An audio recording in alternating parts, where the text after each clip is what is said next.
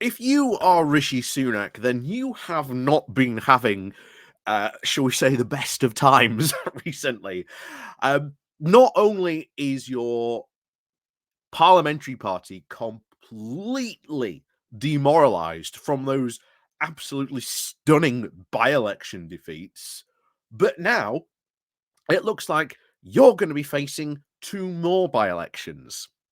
Of course, from 2 people who, well, have done very naughty things. I can't talk about them on YouTube, well, for obvious reasons. But needless to say, they've been 2 very naughty MPs indeed, and one is certainly going to go to prison by the looks of it for what he did. So it's not a good look. You're probably going to have to fight 2 more by-elections.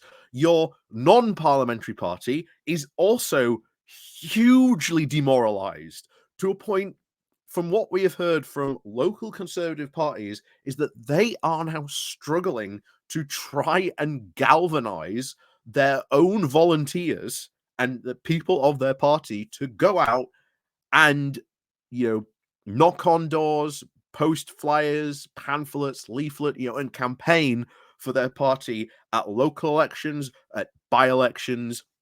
It's not good. The other thing that often hasn't been mentioned is the fact that the Tories have consistently lost a lot of local by-elections as well. And all the local councillors are screaming at the Conservative Party, saying, it is your fault that we are losing. Doesn't matter what's going on in the area. It is your fault that we are losing, because that is the message that is being given to us on the doorstep. So overall, if you're Rishi Sunak, you have not been having the best of times recently. And this leads us into Sunak's ultimate dilemma that he now faces. Because ultimately, both of these decisions will have probably quite dire consequences for him. And either way, it's a decision he is going to have to make. And if history is anything to tell us, by, shall we say, Rishi Sunak's fantastic leadership skills, he's probably going to go with neither. Or maybe straddle the fence so hard that he ends up botching both of these things. We'll see what happens in the coming weeks. But before we do get talking about Rishi's dilemma, please do remember to click on the like, share, and subscribe button. And of course, down below, there are links to my Patreon page and a one-off link called Buy Me Coffee, where you can buy me coffee. And of course, as always, thank you very much to all those people who do help and support the channel that way. And of course, down below as well, there's YouTube thank you button, and of course, the Pony Club as well. So, Sunak's dilemma. What is it? What's his choice? What's the dilemma that he is in? Well, if you're Rishi Sunak, remember, you were elected a little over a year ago to steady the ship, to right the course, and to make sure that the Conservative Party got back on track. Well, here we are a year later. He hasn't done that. The Conservative Party electoral fortunes are even worse than ever. And yet, part of that problem is his 5 pledges, because he made the same mistake going all the way back to David Cameron. And that was to put a number on his immigration pledge, because at that point, people can see just how badly you are failing on that pledge. Now, we've talked before about how Rishi Sunak, if he wanted to, could solve this problem overnight by funding the asylum system and, of course, creating safe routes, just thus eliminating the need for any of these asylum seekers to use small boats to cross the channel. But of course, as we've said time and time again, whenever the Conservatives have failed on a policy or anything like that, their response has not been to, is it our policy that is working and maybe we should think again or try something different? No, instead they continue to double down and down and down and down.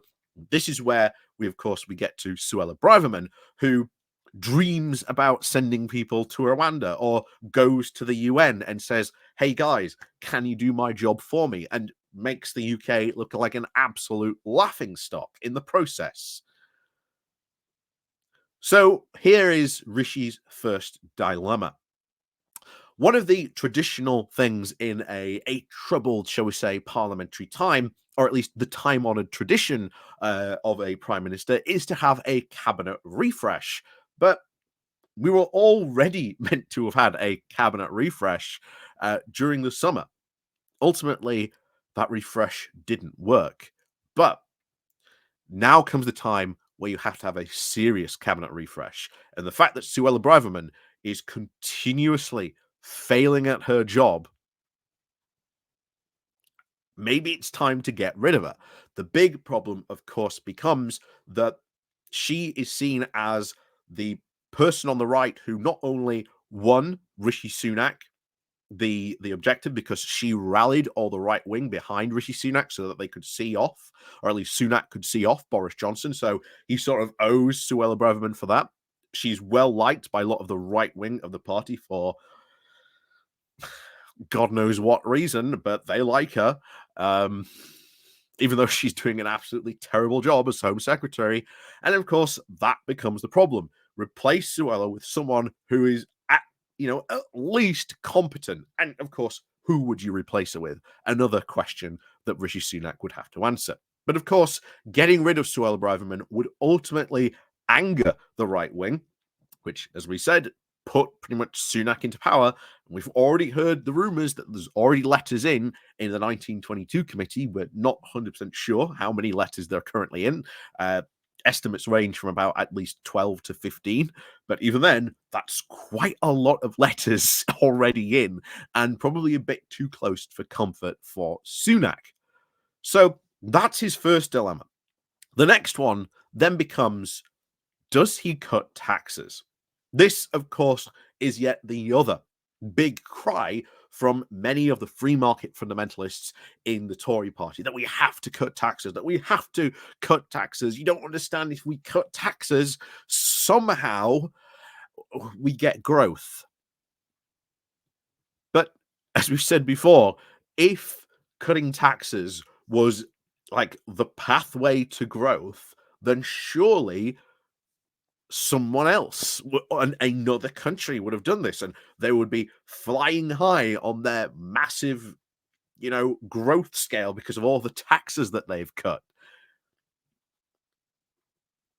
It ain't happening. And of course, we've got a budget coming up soon, and you've got Liz Truss's alternative budget saying, hey, Rishi, you should do this, which, as we've said, could cause issues. And maybe the budget then gets seen as a vote of confidence in Rishi Sunak, which, of course, if he fails that, or fails to pass the budget, well, bye-bye Rishi Sunak. So, as you can see, Sunak is in an absolute dilemma, because he's damned if he does, damned if he doesn't. And bear in mind, if he does cut taxes, well, then he risks the exact same catastrophic economic shockwave that Liz Truss caused as well. As you can see, there's no way out for this for him. What happens to him? What happens next? Well, as we said, we'll be watching very closely. Because I'll tell you now, unless he actually comes up and starts putting out maybe some good policy, which, to be honest, I very much doubt it, because the question then becomes, can he actually pass that policy? Given the complete fracturing of his own political party, that seems almost impossible. The other thing for him to do would be to actually start cracking the whip in his party. But as we've said before, he ain't seen as, shall we say, the best leader, nor has he demonstrated any good leadership qualities to leading the Tory party. So he is between a rock and more than a hard place, probably between two very big rocks, if you could maybe imagine that. But that's where he is. It's an absolute dilemma for Rishi Sunak, and he is in an absolute bind. And as we've said before, a lot of people have said, Could Rishi Sunak be gone before Christmas? Well, that's why you need to click on the like and share button and, of course, the subscribe button, because we will be following all this mess as it continues to unfold. So, as always, thank you very much for watching. And, of course, as always, we'll see you all next time.